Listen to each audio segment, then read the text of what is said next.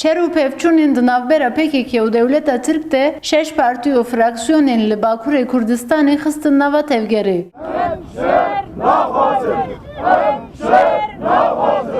Nûnerên siyasî li Amedê li qada Şêx Saîd Civiyan û banga agirbestê li PKK û Dewleta Tirk kirin. Bi kolan û vedana hendek û çeperan avakirina hereman azad li bajaran bi siyaseta gurkirina şer û pevçûnê zerar didina gelê Kurdistanê.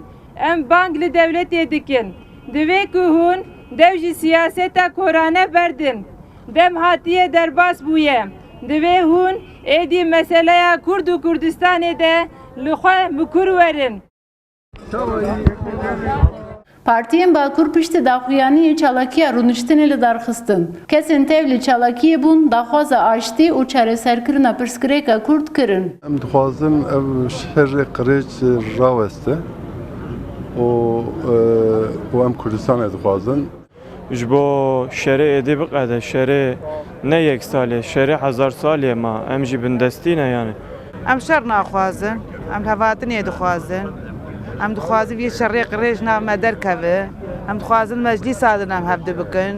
Em hem PKK suçdar dibîne, em hem jî dewletê. Ev şerekî qirêj e, ne ji bo Kurdayê. Em şer naxwazin. Çalakî bi pêşengiya Partiya Azadiya Kurdistanê Pak, Hereketa Azadî, Partiya Demokrasiya Beşdar Kadep, Partiya Azadî û Sosyalîzmê OSP, Partiya Kurdistanî Pakurt û PDK Bakur hate li darxistin. Nûnerên partiyan daxwaz kirin ku pêvajoya nû ya çareseriyê dest pê bike û hemû aliyên siyasî Bakurê Kurdistanê di vê pêvajoyê de ciyê xwe bigirin. Gönül Morkoç, Rûdaw, Amed.